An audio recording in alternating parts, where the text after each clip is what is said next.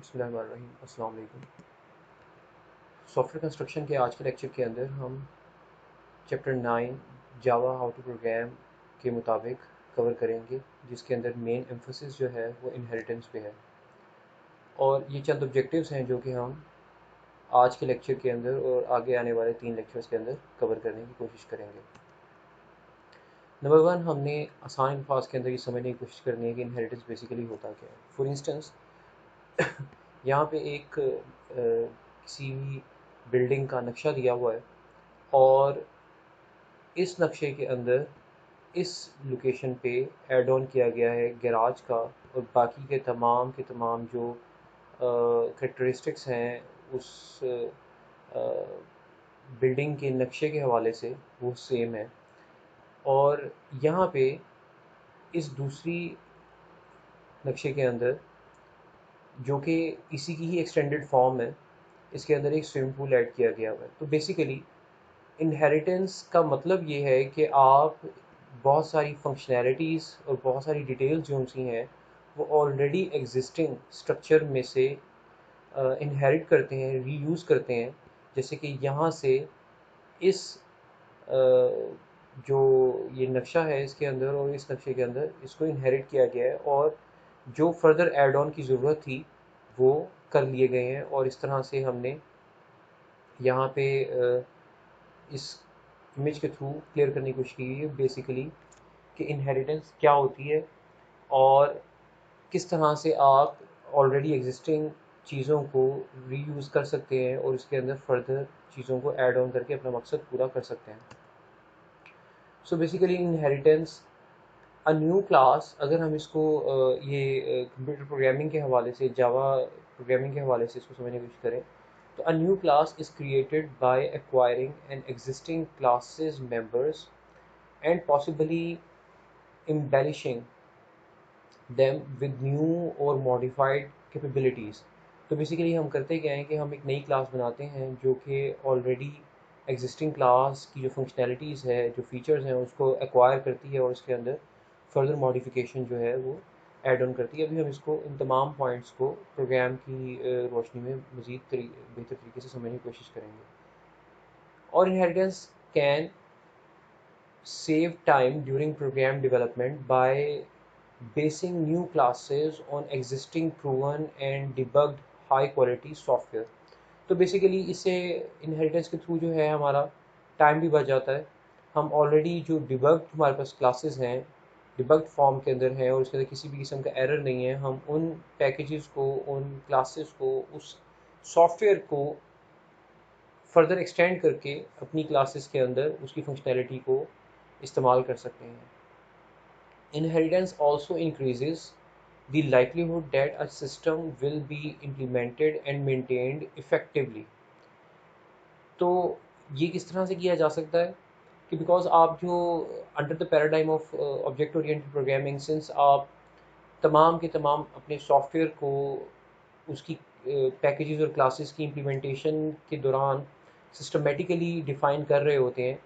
तो अगर एक चीज़ को आप सिस्टमेटिकली और हायरार्किकली और स्टेप बाय स्टेप जो है वो एक्सपेंड करेंगे तो उसकी मेंटेनेंस और उसकी इम्प्लीमेंटेशन और उसको कहीं पे इस्तेमाल फर्दर यूज़ करना, रीयूज़ करना भी इफ़ेक्टिव हो सकता है। When creating a class, rather than declaring completely new members, you can designate that the new class should inherit the members of an existing class. Existing class is a superclass and new class is a subclass।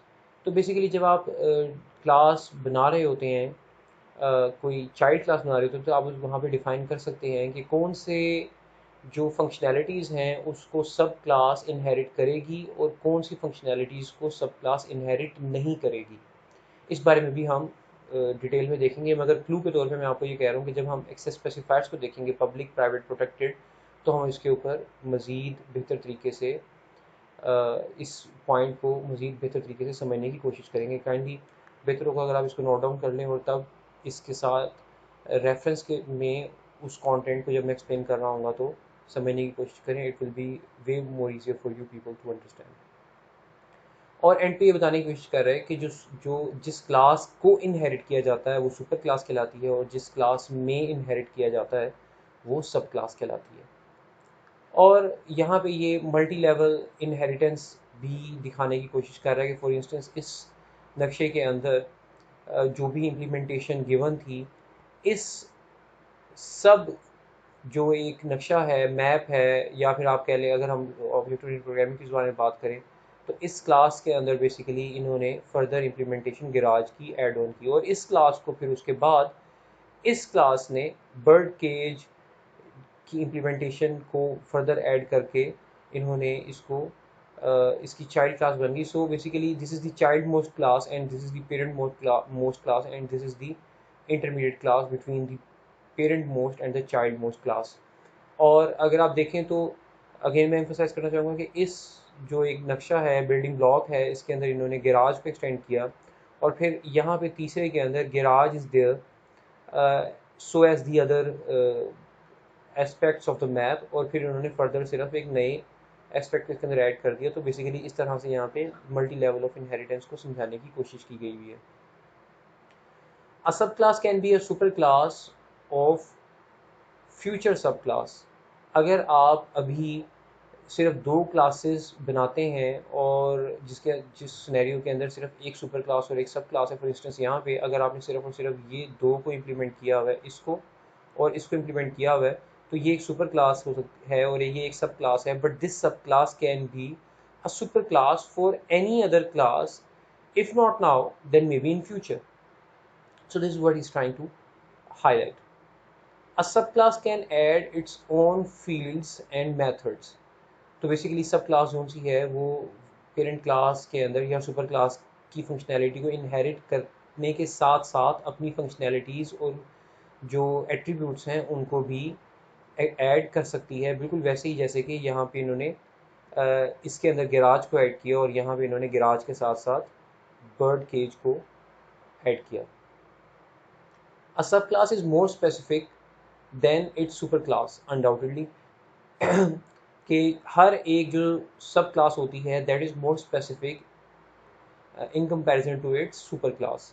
और इसको हम अभी जब programme भी कुछ scenarios देखेंगे तो वहाँ पे भी इसको समझने की मज़ीद कोशिश करेंगे और ये चीज़ बहुत क्लियर बेहतर हो जाएगी जब हम एम्प्लॉयज़ और communication based commission based employees या फिर base plus commission based employees वगैरह के हायरार्की को देख रहे होंगे इनहेरिटेंस की, तो वहाँ पे हमें ये बेहतर तरीके से समझ में आ पाएगी कि हर एक सब क्लास जो सी होती है that is more specific in comparison with its superclass which is relatively more general। ये इसके बाद यहाँ पे फोर्थ बुलेट में कह रहे हैं कि the subclass exhibits the behaviors of its superclass and can add behaviors that are specific to the subclass।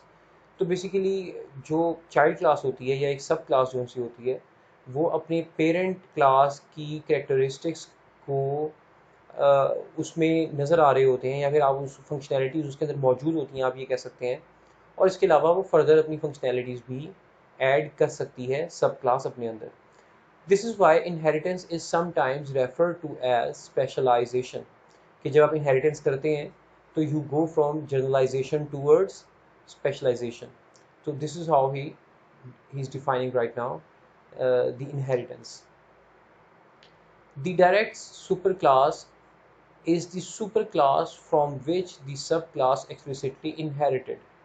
मैं अगेन इसको रीड करके एक्सप्लेन करता हूँ। The direct superclass is the superclass from which the subclass explicitly inherits। तो basically यहाँ पे जो keyword है वो बेसिकली या तो डायरेक्ट क्लास है या फिर एक्सप्लिसिटली का वर्ड बहुत इंपॉर्टेंट है समझना, कि वो कहता है कि जब एक क्लास जो सी है, फॉर इंस्टेंस मैं यहाँ पे जाके बताना दोबारा से समझाने की कोशिश करता हूँ कि ये जो सी क्लास है इसने एक्सप्लिसिटली इनहेरिट किया है अपनी इमीडिएट क्लास की फंक्शनैलिटी को, मगर इस क्लास ने इम्प्लिसिटली इनहेरिट किया है अपनी पेरेंट क्लास के ऊपर हायरार्की में मौजूद जितने भी लेवल्स हैं उन क्लासेस की इनहेरिटेंस को।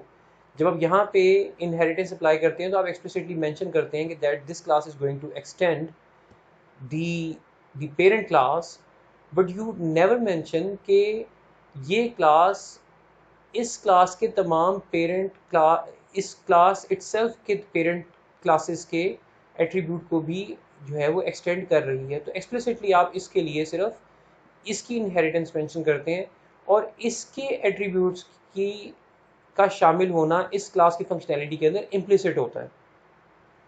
तो this is what he is actually trying to highlight कि the direct super class is the super class from which the subclass explicitly inherits, but जो indirect super classes होती हैं वहाँ से implicit inheritance apply होती है। उसके बाद second bullet है an indirect superclass is any class above the direct superclass in the class hierarchy. An indirect superclass is any class above the direct superclass in the class hierarchy के इसकी direct super class ये है और इसकी indirect super class या classes वो तमाम हैं जो जिनको इसने इनहेरिट किया। ऑब्वियसली ये किसी एक क्लास को इनहेरिट करेगी जो कि ये है, और हो सकता है इसने आगे किसी और को इनहेरिट किया हो। तो इसके ऊपर मौजूद तमाम सुपर क्लासेस जो सी हैं वो इनडायरेक्ट इनहेरिटेंस है, मगर इस क्लास के लिए इस क्लास की इनहेरिटेंस डायरेक्ट है। The Java class hierarchy begins with class object। अगर आप किसी बेसिकली ऑब्जेक्ट क्लास जो है वो java.lang के अंदर मौजूद है, मैं आपको दिखा भी देता हूँ। ये हमारे पास java.lang का पैकेज है। इसके अंदर अगर आप यहाँ क्लासेस में नीचे आएँ जो कि अल्फ़ाबेटिकली सॉर्टेड है ऑब्जेक्ट के अंदर, तो ये जो ऑब्जेक्ट क्लास है ये बाय डिफ़ॉल्ट या फिर आप इम्प्लिसिटली कह सकते हैं आपकी हर एक क्लास के अंदर इनहेरिटेड होती है अगर आप एक्सप्लिसिटली किसी क्लास को इनहेरिट नहीं कर रहे तो। मगर एक बात ध्यान में रखिएगा कि अगर आप एक्सप्लिसिट इनहेरिटेंस कर भी देते हैं तो हो सकता है कि जो आपकी सुपर क्लास है उसने किसी को एक्सप्लिसिटली इनहेरिट ना किया हो और फिर बाय डिफ़ॉल्ट ऑब्जेक्ट क्लास जो है वो आपकी सुपर क्लास की पेरेंट क्लास हो। और अगर आपकी सुपर क्लास ने भी एक्सप्लिसिटली किसी और क्लास को इनहेरिट किया हुआ है तो ये चेन प्रोसेस चलता चला जाएगा अनटिल अनलेस कि आप अपनी top level super most class तक पहुंच जाएं, explicitly inherited super most class तक पहुंच जाएं जो कि इटसेल्फ कुछ भी एक्सप्लिसिटली फर्दर इनहेरिट नहीं कर रही, तो इम्प्लिसिटली वो ऑब्जेक्ट क्लास की फंक्शनैलिटी को इनहेरिट कर रही होगी।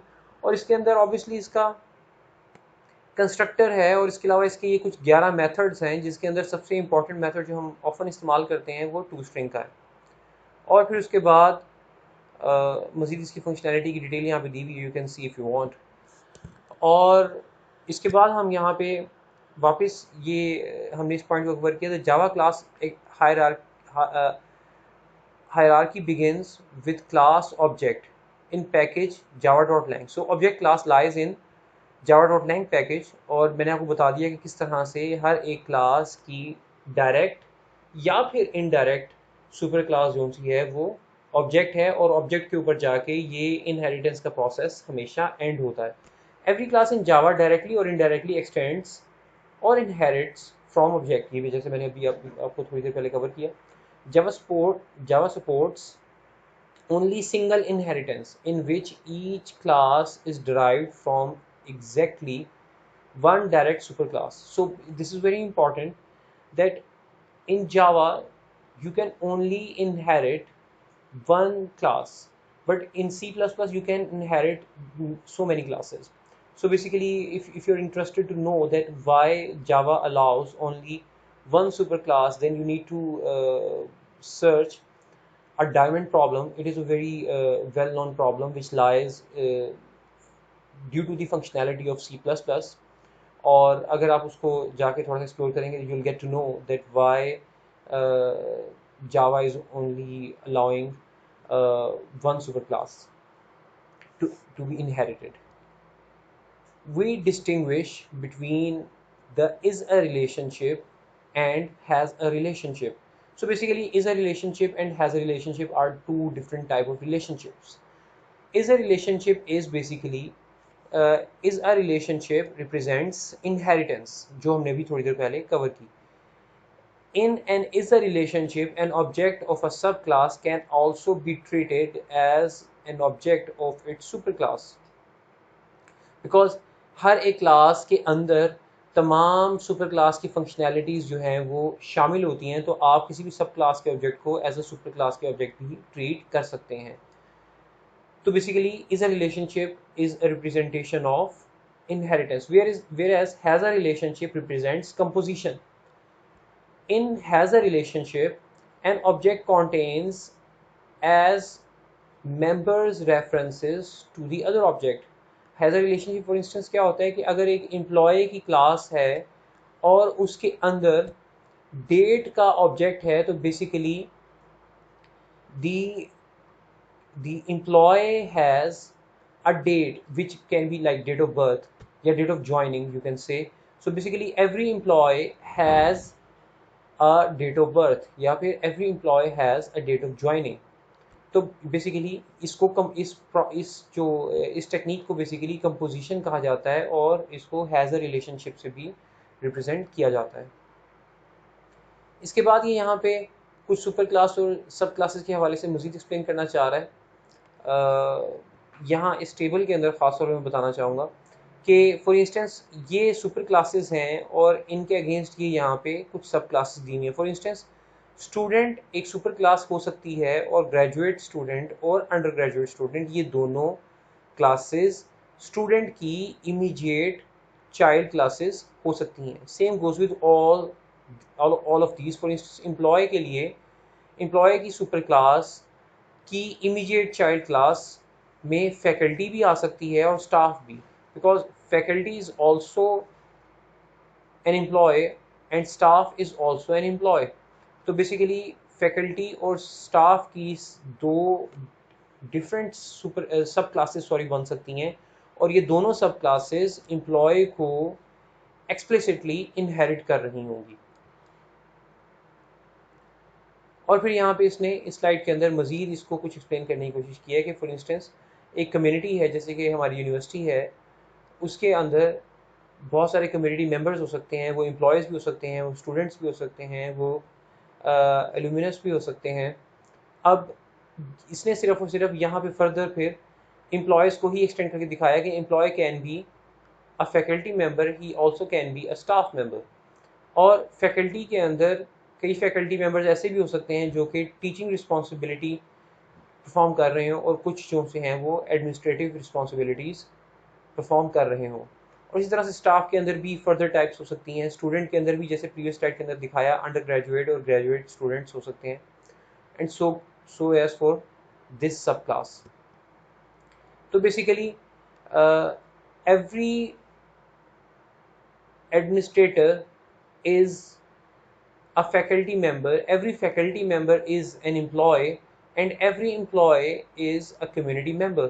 तो बेसिकली इस तरह से is a relationship bottom to top काम करता है। तो बेसिकली इस हवाले से यहाँ पे चीज़ों को मज़ीद एक्सप्लेन करने की कोशिश की गई हुई है इस टेक्स्ट के दौरान, जो कि मैंने यहाँ पे आपको इस इमेज के थ्रू एक्सप्लेन कर दिया है। इसके बाद यहाँ पे इसने शेप के हवाले से भी बताया हुआ है कि शेप एक जेनेरिक जनरल मोस्ट क्लास हो सकती है जिसकी दो सब टाइप्स जो सी हैं, ब्रॉडली स्पीकिंग दो सब टाइप्स जो सी हैं वो 2 डायमेंशनल शेप्स या फिर 3 डायमेंशनल शेप्स हो सकती हैं। और 2 डायमेंशनल शेप के अंदर सर्कल आ सकता है, वेयर एज 3 डायमेंशनल शेप के अंदर क्यूब आ सकता है। तो बेसिकली इस तरह से इसने बताया हुआ है कि every triangle is a 2 dimensional shape and every 2 dimensional shape is a shape itself. और इसी तरह से every cube is a 3-dimensional space and every 3-dimensional shape is a shape itself. तो बेसिकली यहाँ से इसने सब टू सुपर तक आपको एक्सप्लेन किया हुआ है। और every child class is explicitly inheriting its immediate super class, but every child class is implicitly inheriting the functionalities which are inherited by its immediate superclass. तो बेसिकली शेप की functionality implicitly inherit हो रही है यहाँ पे triangle के अंदर, but 2 dimensional shape की फंक्शनैलिटीज एक्सप्लिसिटली इनहेरिट हो रही हैं इस ट्राइंगल के अंदर, बिकॉज आपने एक्सप्लिसिटली यहाँ पे एक्सटेंड का वर्ड इस क्लास के अगेंस्ट इस्तेमाल किया। ऑलराइट जी, moving on. Not every class relationship is an inheritance relationship. ये मज़ीद जो है वो हैज़ अ रिलेशनशिप के ऊपर या फिर एसोसिएशन रिलेशनशिप जिसको भी कहते हैं उसके ऊपर एम्फोसाइज करने के लिए बता रहा है। और ये वही एग्जांपल कोट कर रहा है जो कि मैंने आपको बताई थी कि फॉर इंस्टेंस एक एम्प्लॉय है, that employ has a date of birth, that employ has also a telephone number, that employ whereas आप ये कह सकते हैं कि वेयर एज आप ऐसा नहीं कह सकते कि दैट बर्थ डेट या फिर date of birth is an employee या फिर telephone number is an employee. तो basically you need to understand that there is a difference between is a relationship which is inheritance and has a relationship which is basically association के ये entities के आपस में relationship के ऊपर depend करता है कि उनका आपस में एसोसिएशन इज़ अ रिलेशनशिप होगा या फिर हैज़ अ रिलेशनशिप होगा, और इसके ऊपर यहाँ पे इन्होंने एम्फोसाइज किया हुआ है। You can read it out and you can understand after the comments which I have given against this slide. अच्छा, इनहेरिटेंस के अंदर कुछ इश्यूज भी हैं जिसको जो एक्सेस स्पेसिफायर्स हैं उनके थ्रू कंट्रोल करने की कोशिश की जाती है। कंट्रोल के हवाले से मैं बाद में बात करता हूँ, पहले मैं आपको इश्यूज हाईलाइट कर दूँ। A subclass can inherit methods that it does not need or should not have. For instance, एक जो सब क्लास है वो अपने अंदर सुपर क्लास की तमाम फंक्शनैलिटी जो सी है वो इनहेरिट कर लेती है। मगर सवाल ये पैदा होता है, ये एक बेनिफिट है, बट सवाल ये पैदा होता है कि क्या सब क्लास को एक्सेस देने की ज़रूरत है उन तमाम फंक्शनैलिटीज़ की और तमाम उन एट्रीब्यूट्स की जो कि सुपर क्लास के अंदर मौजूद है, या फिर क्या उस सब क्लास को उन तमाम फंक्शनैलिटीज़ का मतलब बेसिकली मैं मेथड को रेफर कर रहा हूँ, मेथड्स जो होते हैं क्लास के अंदर, या फिर वो जो एट्रीब्यूट तमाम के तमाम सुपर क्लास के अंदर मौजूद हैं उनकी सब क्लास को ज़रूरत भी है या नहीं जो सुपर क्लास के अंदर मौजूद है। तो बेसिकली ये एक क्वेश्चन मार्क है इनहेरिटेंस के अंदर, ये जो है वो इनहेरिटेंस का इशू है। बट लेट्स सी मजीद कुछ वो इश्यूज हाईलाइट करते हैं या फिर उसका सोल्यूशन बताने की कोशिश करते हैं कमिंग बुलेट्स के अंदर। Let's see, even when a superclass method is appropriate for a subclass, that subclass often needs a customized version of the method. For instance, कि अगर एम्प्लॉय या फिर जो है वो फैकल्टी क्लास, एम्प्लॉय के अंदर सैलरी कैलकुलेशन का मेथड है और फैकल्टी के अंदर भी ऑब्वियसली सैलरी कैलकुलेशन का मेथड होगा, तो इवन के फैकल्टी क्लास को भी सैलरी कैलकुलेशन का मेथड चाहिए, मगर वो जो है फैकल्टी क्लास वो जो सैलरी कैलकुलेशन का मैकेनिज्म है वो फैकल्टी के रिस्पेक्टिवली जो सैलरी कैलकुलेशन का जो फार्मूला है वो अप्लाई करेगी, ना कि एज अ एम्प्लॉय जो से एक जेनेरिक फार्मूला है उसकी बेस के ऊपर वो सैलरी कैलकुलेट कर पाएगी। तो बेसिकली बाज़ दफ़ा उनकी ज़रूरत ही नहीं होती जो सुपर क्लास के अंदर है फंक्शनैलिटीज़ या एट्रीब्यूट्स, या फिर आप ये कह लें कि उन फंक्शनैलिटीज़ की एक्सेस देना मुनासिब नहीं होती सब क्लास को, और अगर वो फंक्शनैलिटीज़ और उन एट्रीब्यूट्स की ज़रूरत हो भी चाइल्ड क्लास के अंदर तो बाज़ दफ़ा उसकी जो नेचर होती है उसको डिफरेंट वे में इम्प्लीमेंट करना बाज़ दफ़ा ज़रूरत होती है। तो फिर इस सिनेरियो में क्या किया जाए? The subclass can override, जिसको रीडिफाइन भी कहा जा सकता है, the super class method with an appropriate implementation. आप जो है जो फंक्शनैलिटीज़ सुपर क्लास के अंदर इम्प्लीमेंटेड हैं, एक हल तो ये है कि आप उसको ओवरराइड कर दें चाइल्ड क्लास के अंदर, और जब चाइल्ड क्लास का ऑब्जेक्ट बनेगा तो वो जब अपना मेथड एक्सेस जब एक मेथड एक्सेस करेगी विद द सेम नेम जो कि सुपर क्लास में भी एग्जिस्ट करता था, तो अब सुपर क्लास का वो मेथड कॉल नहीं होगा, क्योंकि जो चाइल्ड क्लास का जो मेथड है या सब क्लास का जो मेथड है उसने उसको ओवरराइड कर दिया होगा, तो अब उस किस्म का इशू नहीं आएगा। एक तरीक़ाकार तो ये है। दूसरा तरीक़ाकार जो कि अभी आने वाली स्लाइड्स में हम डिस्कस भी करेंगे, बट मैं यहाँ पे आपको बताना मुनासिब समझता हूँ कि अगर आप नहीं चाहते कि चाइल्ड क्लास या सब क्लास को पेरेंट क्लास के कुछ एट्रीब्यूट्स या फंक्शनैलिटी की एक्सेस हो, तो आप उन एट्रीब्यूट्स या फंक्शनैलिटीज़ को प्राइवेट डिक्लेयर भी कर सकते हैं ताकि आपका चाइल्ड क्लास भी उसको एक्सेस ना कर पाए।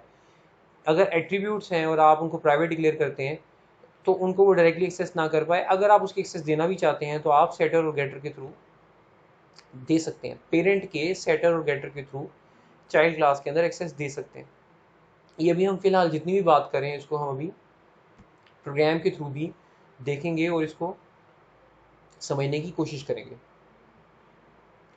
अ क्लास पब्लिक मेंबर्स, जैसे कि मैंने अभी बताया, अ class public members are accessible wherever the program has a reference to an object of that class or one of its subclass। अगर किसी सब क्लास का ऑब्जेक्ट या फिर उस क्लास का या सुपर क्लास का इटसेल्फ या उस क्लास का इटसेल्फ ऑब्जेक्ट जो है कहीं भी अवेलेबल है तो उन क्लास में मौजूद एट्रीब्यूट्स को बड़े आराम से एक्सेस किया जा सकता है।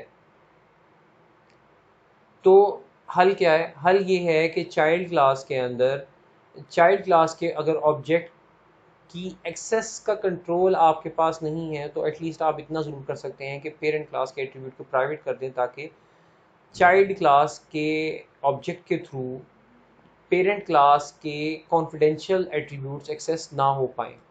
या फिर आप उसको प्रोटेक्टेड भी कर सकते हैं अगर आप सिर्फ ये चाहते हैं कि इसको सब क्लास ही एक्सेस करे और इसके अलावा कोई और मज़ीद एक्सेस ना करे। तो बेसिकली यहाँ पे हमें पब्लिक, प्राइवेट और प्रोटेक्टेड के हवाले से इन्होंने एक्सेस की डिटेल बताई हुई है और ख़ासतौर पे यहाँ पे प्रोटेक्टेड के हवाले से कि प्रोटेक्टेड एट्रीब्यूट जो से हैं वो इनहेरिटेंस और इनहेरिटेंस की जो हायरार्की होती है उसके अंदर एक्सेसिबल होते हैं मगर outside the package they are not accessible. और पब्लिक जो एट्रीब्यूट्स होते हैं वो कहीं भी एक्सेसिबल होते हैं। प्राइवेट एट्रीब्यूट जो होते हैं that are only accessible within the class, या फिर you can access those private attributes through public और protected methods which are actually setters और गेटर्स यूजुअली। तो बेसिकली इस चीज़ को यहाँ पे इसने डिस्कस करने की कोशिश की है और फिर यहाँ पे ये बेसिकली एक्सेस मॉडिफायर्स को एक्सप्लिसिटली बताने की कोशिश कर रहा है कि there are 3 types of access specifiers besides the default access specifier. A superclass's private members are hidden from its subclass. They can be accessed only through a public or protected method, जैसे मैंने अभी आपको last slide के अंदर कहा। और subclass methods can refer to public and protected member inherited from the superclass simply by using the member's name। और इसके बाद लास्ट बुलेट के अंदर ये कह रहा है कि when a subclass method overrides an inherited superclass method, the super version of the method can be accessed from the subclass। For instance, आप सैलरी कैलकुलेशन का मैकेनिज्म अप्लाई करते हैं और आपकी जो क्लास है उसका नाम है बेस प्लस कमीशन एम्प्लॉय, यानी कि एक ऐसा एम्प्लॉय जो कि बेस सैलरी प्लस कमीशन शामिल होने के बाद उसकी टोटल सैलरी कैलकुलेट होती है। वेयर एज इसकी जो पेरेंट क्लास होगी वो बेसिकली बेस एम्प्लॉय क्लास होगी। बेस एम्प्लॉय क्लास एक ऐसी क्लास होगी जिसकी सैलरी कैलकुलेशन सिर्फ एक बेसिक सैलरी के ऊपर होती है। तो जब आप child class base plus commission employ की जो क्लास है उसकी जो सैलरी कैलकुलेशन कर रहे होंगे तो ऑब्वियसली आप कमीशन की रेशो और जो आपके लिए उसने बिजनेस प्रोड्यूस किया है आपकी कंपनी के लिए, आप उसकी रेशो जो है वो उसकी सैलरी में ऐड कर रहे होंगे as a commission. But commission के अलावा जो बाकी सैलरी कैलकुलेशन मैकेनिज्म होगा वो बेसिकली एग्जैक्टली वही होगा जो कि बेस एम्प्लॉय का सैलरी कैलकुलेशन मैकेनिज्म है जो कि बेसिक सैलरी कैलकुलेट करने के लिए इस्तेमाल होता है। तो इवन कि अगर आप चाइल्ड क्लास के अंदर एक मेथड को ओवरराइड भी कर रहे हैं मगर अगर आपको साइमल्टेनियसली पेरेंट क्लास के मेथड की ज़रूरत पड़ जाती है जो कि चाइल्ड क्लास में ओवरराइड हुआ हुआ है तो आप उसको सुपर डॉट के साथ जो है वो एक्सेस कर सकते हैं। बेसिकली सुपर एक ऐसा कीवर्ड है जो कि आपको हेल्प करता है कि आप अपनी पेरेंट क्लास के एट्रीब्यूट्स को या फंक्शनैलिटीज़ को एक्सेस कर सकें। तो basically this word is trying to highlight methods of a subclass cannot directly access private members of their superclass. A subclass can change the state of private superclass instance variables only through non-private methods provided in the superclass and inherited by the subclass। तो basically जो private attributes होते हैं उनकी जो state है उसकी modification सब class directly नहीं कर सकती बट डिपेंड करता है अगर सुपर क्लास ने पब्लिक या प्रोटेक्टेड मेथड जो कि गेटर सेटर फॉर इंस्टेंस हो सकते हैं उसके थ्रू एक्सेस दी हुई है आपको अपने प्राइवेट एट्रीब्यूट्स की तो उसके थ्रू आप उसको एक्सेस कर सकते हैं। Relationship between super class and the sub class. Inheritance hierarchy contains types of employees in a company's payroll application. Commission employees are paid a percentage of their salary. Base salaried employees receive a base salary plus the percentage of their sales. तो basically ये जैसे मैंने पहले थोड़ी देर पहले बात की कि एम्प्लॉय और फिर एम्प्लॉय के बाद कमीशन एम्प्लॉय और फिर बेस सैलरीड कमीशन एम्प्लॉय जिसके साथ बेसिक सैलरी भी ऐड ऑन होती है। ये बेसिकली ये रिलेशनशिप जो है यहाँ पे इसने इस सिनेरियो के अंदर हाईलाइट करने की कोशिश की। और इसी सिनेरियो को जिसको अभी हम थोड़ी देर पहले डिस्कस कर रहे थे, इसको हम स्टेप बाय स्टेप इस पूरे आज के लेक्चर और आगे आने वाले 3 लेक्चर्स के अंदर देखेंगे, जिसके अंदर एम्प्लॉय और फिर बेस प्लस कमीशन एम्प्लॉय और कमीशन एम्प्लॉय के हवाले से इसने बात की हुई है। But for a basic example, just to keep it on a very basic level, ताकि आपको इनहेरिटेंस का एक बेसिक कॉन्सेप्ट समझ में आ सके, इसने यहाँ पे क्या दिखाया आपको कि ये एक क्लास है जिसकी टाइप या जो नाम है उसका वो कमीशन एम्प्लॉय क्लास है, और वो एक्सप्लिसिटली एक्सटेंड कर रही है ऑब्जेक्ट क्लास को। अगर ये यहाँ पे एक्सप्लिसिटली एक्सटेंड नहीं भी करती तो इम्प्लिसिटली ऑब्जेक्ट क्लास जो है वो लाजमी इनहेरिट हो जाएगी। और इस कमीशन एम्प्लॉय क्लास के अंदर बेसिकली 5 एट्रीब्यूट्स हैं, जिसमें first name, last name, social security number, gross sales और फिर कमीशन रेट, यानी कि जो जितनी उसने सेल्स प्रोड्यूस की हैं उसके अगेंस्ट जो कमीशन रेट उसका कंपनी के साथ तय हुआ है या फिर ऑफर किया गया है कंपनी की तरफ से, वो जो है वो आपस में मल्टीप्लाई होकर उसकी सैलरी कैलकुलेशन करवा देंगे। और यहाँ पे इसका कंस्ट्रक्टर मौजूद है पब्लिक कमीशन एम्प्लॉय के नाम से, और यहाँ पे एट्रीब्यूट्स कौन से आ रहे हैं, वो तमाम के तमाम एट्रीब्यूट जो कि इस क्लास के मेंबर्स हैं एज एन आर्गूमेंट यहाँ पे आ रहे हैं, और यहाँ पे इस कंस्ट्रक्टर के अंदर उनको सेट करने की कोशिश की जा रही है। ग्रॉस सेल्स को टेस्ट किया गया हुआ है कि कहीं वो लेस देन ज़ीरो तो नहीं है, ऐसी वैल्यू कोई एरोनियस वैल्यू तो नहीं पास की गई, तो वो चेक कर रहा है। अगर तो वो वैल्यू एरोनियस है तो फिर यहाँ पे एक्सेप्शन थ्रो कर देगा। कीप इन माइंड कि एक्सेप्शन हैंडलिंग अभी हमारा पॉइंट ऑफ कंसर्न नहीं है, so just please overlook this concept of exception handling. हम जब एक्सेप्शन हैंडलिंग को एक्सप्लिसिटली पढ़ रहे होंगे तो हम डेलिबरेटली एक्सेप्शन हैंडलिंग के तमाम कॉन्सेप्ट्स को कवर करेंगे। तो बेसिकली यहाँ पे देख रहा है कि कहीं ग्रॉस सेल्स जो सी है वो कोई गार्बेज वैल्यू तो नहीं भेज रहा, तो अगर वो नहीं है तो यहाँ पे एक्सेप्शन, अगर वो है तो अगर गार्बेज वैल्यू तो एक्सेप्शन काइंडली थ्रो कर दें। अदरवाइज वो क्या कह रहा है कि अगर वैल्यू जो है वो इस रेंज से बाहर है, यानी कि ज़ीरो से और यही इसी तरह से वो यहाँ पे क्या कर रहा है कि एक और कंडीशन लगा रहा है कमीशन रेट के ऊपर कि अगर कमीशन रेट भी इस तरह से 100% यानी कि कमीशन रेट से ज़्यादा है, 1 का मतलब बेसिकली 100% बिकॉज ये मल्टीप्लायर इफेक्ट देगा, 100% से ज़्यादा है या 0% से कम है तो ये भी एक एरोनियस वैल्यू है, इस केस के भी एक्सेप्शन थ्रो कर देगा। अगर ये दोनों एक्सेप्शंस नहीं आती तो ये 5 की 5 वैल्यूज़ को यहाँ पे असाइन कर देगा, जो एज एन आर्गूमेंट आई हैं कंस्ट्रक्टर के अंदर, उन वैल्यूज़ को इस क्लास के एट्रीब्यूट्स के अंदर जो है वो असाइन कर देगा। और बेसिकली सिंस ये दोनों नाम सेम है, फर्स्ट नेम, तो बेसिकली दिस का मतलब ये है कि इस क्लास का जो एट्रीब्यूट है जिसका नाम फर्स्ट नेम है उसके अंदर असाइन कर दो वो वैल्यू जो सिर्फ एक फर्स्ट नेम से आई है, that could be coming from the as an argument of the method और द कंस्ट्रक्टर। इसके बाद यहाँ पे सेटर और गेटर मेथड्स मौजूद हैं जिसको हम ऑलरेडी देख चुके हुए हैं, गेटर मेथड्स हैं। फिर यहाँ पे ये गेट सोशल सिक्योरिटी नंबर वगैरह ये है, और फिर यहाँ पे सेट ग्रॉस सेल्स है, और एंड पे यहाँ पे हमारे पास अर्निंग है। और अर्निंग्स के अंदर बेसिकली क्या कर रहा है कि वो कमीशन रेट को मल्टीप्लाई कर रहा है उस ग्रॉस सेल्स से जो उस एम्प्लॉय ने प्रोड्यूस की है, और उसके बेस के ऊपर रिटर्न कर रहा है उसकी अर्निंग को। और एट दी एंड ये यहाँ पे टू स्ट्रिंग मेथड दे रहा है जिसके अंदर ये इन तमाम अपनी इस क्लास के एट्रीब्यूट्स को प्रिंट कर रहा है। और अगर आप नोट करें, मैंने यहाँ पे आपको हाईलाइट भी किया था कि टू स्ट्रिंग मेथड जो है वो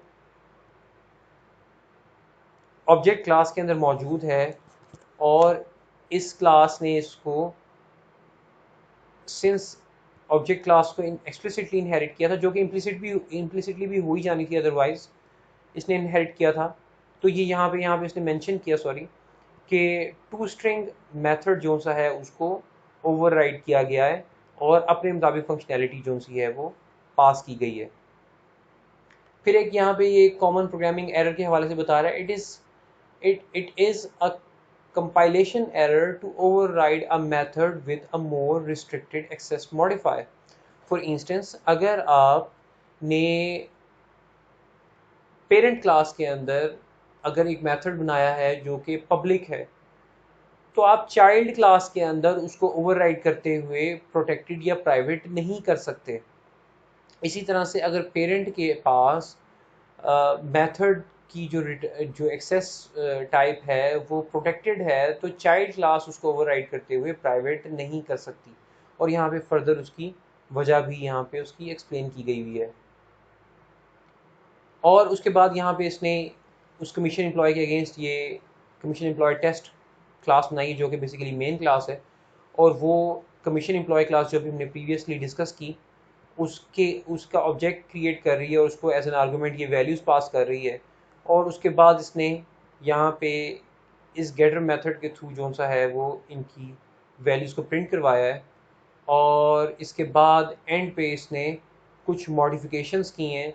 पहले जो सेट वैल्यूज़ प्रोवाइड गई हुई थी वो 10,000 सेल थी और 0.06 जो है वो कमीशन रेट था, वेयर एज उसने यहाँ पे 100% कमीशन रेट कर दिया। और जो है सॉरी सॉरी 0.1% जो है वो कमीशन रेट कर दिया उसने। और उसने जो सेल्स हैं उसको 5,000 कर दिया। और अब ये यहाँ पे कॉल कर रहा है एम्प्लॉय ऑब्जेक्ट को। एम्प्लॉय ऑब्जेक्ट के कॉल करने का मतलब ये है कि इसका टू स्ट्रिंग मैथ, जब भी आप किसी ऑब्जेक्ट को प्रिंट करवाते हैं तो इसका मतलब ये होता है कि उस ऑब्जेक्ट का या फिर उस क्लास का जिसके अगेंस्ट ये ऑब्जेक्ट बना हुआ है उसका टू स्ट्रिंग मेथड कॉल हो जाता है। तो बेसिकली ये जो है वो आज का लेक्चर था हमारा। और ये हमने एक एग्जांपल जो है वो प्रोग्राम देखा। अनडाउटेडली हम इसकी एग्जीक्यूशन भी देखेंगे, उसके बगैर हम लेक्चर को एंड नहीं करेंगे। तो बेसिकली अगेन मैं यहाँ पे आपको दिखाना चाहूँगा कि ये 5 एट्रीब्यूट्स हैं जिनकी सॉरी एक्सेस स्पेसिफायर जो से हैं, एक्सेस टाइप जो सी है वो प्राइवेट है, कीप इन माइंड। और उसके बाद इसने यहाँ पे कंस्ट्रक्टर बनाया जिसके थ्रू इसने ये वैल्यूज़ जो सी हैं वो सेट करवाई हैं। इसने यहाँ पे इनकी वैल्यू सेट करवाई हैं और फिर उसके बाद इसने ये यहाँ पे सेटर और गेटर्स जो से हैं वो प्रोवाइड किए हैं इनके अगेंस्ट। और इसी तरह से इसने यहाँ पे अर्निंग कैलकुलेट किया जैसे कि हमने स्लाइड में देखा था। और एंड पे इसने ओवरराइड किया हुआ है इसका टू स्ट्रिंग मेथड। और whereas on the other end हमारे पास कमीशन एम्प्लॉय टेस्ट क्लास है जो कि मेन क्लास है अगेंस्ट कमीशन एम्प्लॉय क्लास, जो कि यहाँ पे हमारे पास मौजूद है। अगेन जैसे हमने पीपीटी में देखा था, ये एक ऑब्जेक्ट बनाया गया हुआ है और ऑब्जेक्ट बनाने के साथ इसकी वैल्यूज़ को मैनुअली प्रिंट करवाया गया हुआ है। और उसके बाद इसकी जो ग्रॉस सैलरी सेल्स हैं उसको चेंज किया गया है और फिर उसकी परसेंटेज को चेंज किया गया है और डायरेक्ट उसका ऑब्जेक्ट जो है उसको प्रिंट करवाया गया, जिसका मतलब उसका टू स्ट्रिंग कॉल करना है। Let's execute it and see how it behaves. So basically सबसे पहले ये वो वैल्यूज़ हैं जो कि कंस्ट्रक्टर के थ्रू सेट की गई हुई थी। और फिर वैल्यूज़ को चेंज करने के बाद यहाँ पे टू स्ट्रिंग मेथड के थ्रू इस तरह से हमारे पास कुछ जो है वो आउटपुट आई है। सो दिस इज़ इट, ये आज लेक्चर था। If you have any question will be discussing them in the QA session. I just hope कि मैंने कॉन्सेप्ट्स को क्लियर किया और अगर कुछ एम्बिग्विटी रह गई है तो हम इसको क्यूए सेशन में इंशाल्लाह ज़रूर 100% क्लियर करेंगे। Thank you very much. अल्लाह हाफिज़।